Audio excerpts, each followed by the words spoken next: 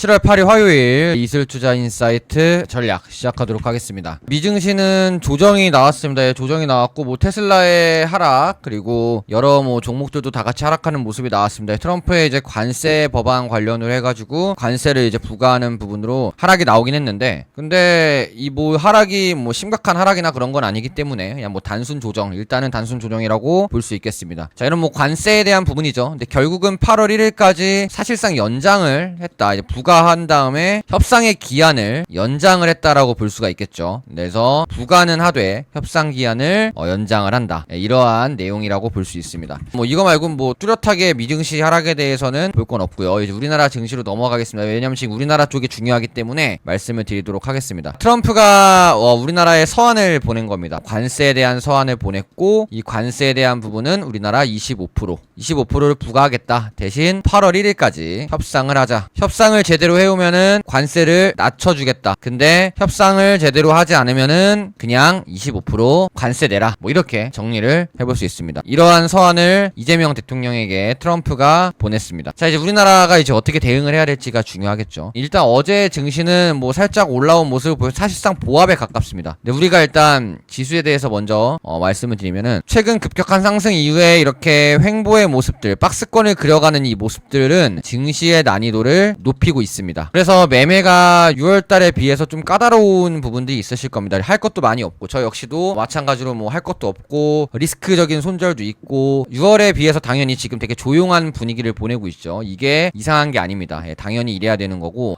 이 단기 방향성이 나오면은 그거에 따라서 우리가 아마 또 좋은 테마의 움직임을 아마 겪을 수 있을 거라고 생각합니다. 이제 우리 개인 투자자들이 많이 하는 코스닥 같은 경우도 지금 이 1, 2번 안에 박스권을 지금 그려가고 있는 형태라고 보여지고, 이 코스피 같은 경우도 1, 3번 안에 이 안에 박스권을 그려가는 걸로 보여집니다. 자, 우리가 지금 미국으로부터 관세를 부과를 받았습니다. 관세를 부과를 받았고, 이 관세 부과를 받은 상태에서 이제 증시가 어떻게 반응을 보이는가. 관세를 부과받았을 때 야간 선물은 내려갔고요. 그리고 환율은 올라갔습니다. 물론 급격하게 올라간 건 아니고 한 뭐 1375원인가 76원인가 이쯤으로 해서 올라갔죠. 그러니까 얼마 올라가진 않았습니다. 그래서 이런 걸로만 봤을 때는 오늘 우리나라 증시에 대한 관세 여파는 그렇게 클 것 같지는 않습니다만, 그래도 관세에 대한 거를 25%를 받았기 때문에 이것에 따른 우리나라의 증시에 대한 움직임의 여부는 일단은 확인을 해야 됩니다. 증시 확인. 오늘 장 초반에 이 증시를 확인해야 되고, 이 확인하는 작업 속에서 조금이라도 애매하면은 관망의 형태로 가는 게 좋다라는 거죠. 관망의 형태로 가는 게 좋고, 그러다가 이제 증시의 움직임이 장 초반 좀 보여주면은 그때부터는 이 관세에 대한 협상 기대감이 이제 나중에 적용이 될 거기 때문에 너무 막 지금 이 관세 맞은 거에 대해서는 큰 걱정은 할 건 없고요. 그러나 관세에 대한 거를 확인할 필요성은 있다라는 부분, 이것을 오늘 주요 포인트로 생각을 해주시면 좋을 것 같습니다. 자, 스테이블 코인은 어저께 핫한 테마 중 하나였죠. 스테이블 코인 대장주들 뭐 다나리라든지, 그리고 새롭게 대장으로 또 올라온 쿠콘이라든지 이런 종목들의 급등이 있었습니다. 그 이유는 우리가 어제 브리핑에서 같이 봤던 7월 14일부터 18일 사이에 암호화폐에 대한 지니어스 액트, 이것에 대한 투표, 하원에서의 투표의 가능성이 있기 때문에, 그래서 스테이블 코인 관련주들이 움직였습니다. 우리나라 장 마감 이후에 미국의 이제 스테이블 코인 서클도 돌려주는 모습을 보였죠. 즉, 이 기대감, 7월 14일부터 18일 사이에 있을 지니어스 액트, 스테이블 코인 법안, 미국의 스테이블 코인 법안에 대한 기대감이 적용이 되고 있다. 그래서 이거에 대한 기준으로 우리도 분할에 대한 조건을 가야 된다고 생각합니다. 근데 다만 리스크가 있을 겁니다. 어떠한 리스크가 있냐, 이 종목들을 보면은 전부 다 올라갔죠. 그렇기 때문에 손절에 대한 리스크를 각오를 하고 어느 정도 생각을 하고, 그 다음에 7월 14일에서 17일 사이 지니어스 액트가 투표되는 이 기간에 맞춰서 분할 접근, 단기적인 분할 접근을 할 수 있다라고 생각이 들고, 강한 테마인 만큼 이 전략이 먹히게 되면은 그대로 강한 모습을 보일 겁니다. 다만 방금 말씀드린 것처럼 손절 리스크가 굉장히 두렵다, 지금 지수가 어떻게 될지 모르니까 손절 리스크가 두렵다라고 하시면은 다른 테마를 하는 것이 우선입니다. 다만 이 스테이블 코인은, 이 테마는 강한 모습을 보여주고 있기 때문에 대장급 종목들 위주로,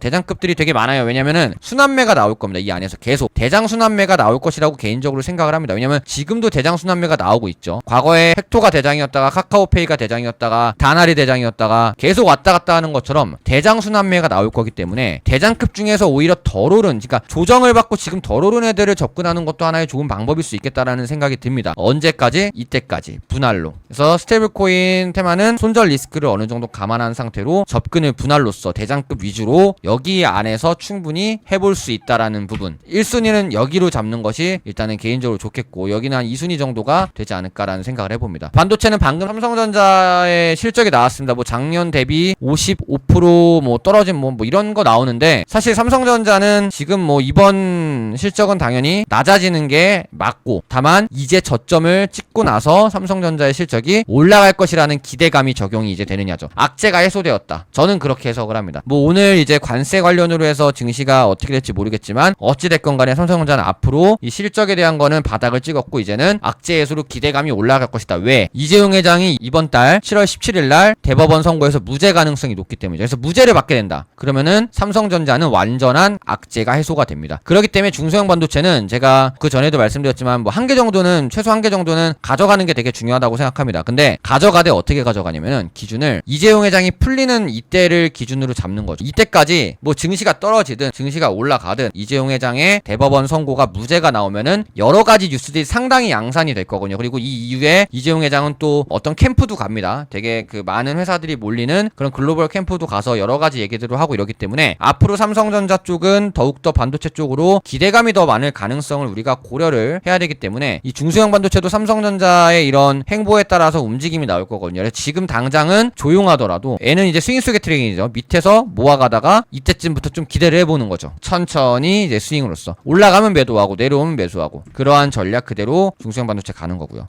태양광은 미국장에서 썬런이라는 종목, 저번에 급락했던 애가 지금 여기서 거의 100% 이상 올라왔습니다. 그 이유가 주택용 태양광 혜택, 이게 서드파트 오너십 TPO가 부활했습니다. 이번 감세 법안에. 그래서 얘는 수혜. 근데 이 하나솔루션이 또 주택용 쪽도 사업하거든요. 그래서 같이 여기도 움직이고, 근데 또 하나솔루션이 퍼스솔라랑도 또 같이 또 사업을 하죠. 근데 얘는 떨어졌습니다. 근데 보시면은 이런 식으로 급락한 게 아니죠. 그렇기 때문에 태양광은 악재 해소가 된 거는 맞는 것 같습니다. 감세 법안이 악재 해소가 되는 건 맞는 것 같고, 다만 이제 우리나라 증시 움직임이 중요하기 때문에 태양광 같은 경우는 하락하면 기회다라는 생각은 동일합니다. 그러니까 위에서 잡는다라는 생각은 안 하고 얘는 떨어지면은 잡는다라는 생각으로 하는 것이 가장 중요하다라고 판단이 됩니다. 왜? 결국은 우리나라 산업은 신재생에너지 쪽으로 간다고 이미 이재명이 말했기 때문에 신재생에너지 쪽은 미국 증시 이런 걸 떠나서 떨어지면 그냥 밑에서 잡을 수 있는, 그러니까 얘는 시간이 많이 필요하겠죠. 천천히, 아주 천천히. 그러니까 다른 거 우선순위에 비해서는 밀리게 됩니다. 다만 나중에는 우선순위가 올라갈 겁니다. 그렇기 때문에 야금야금, 떨어지면은 야금야금, 이 전략 그대로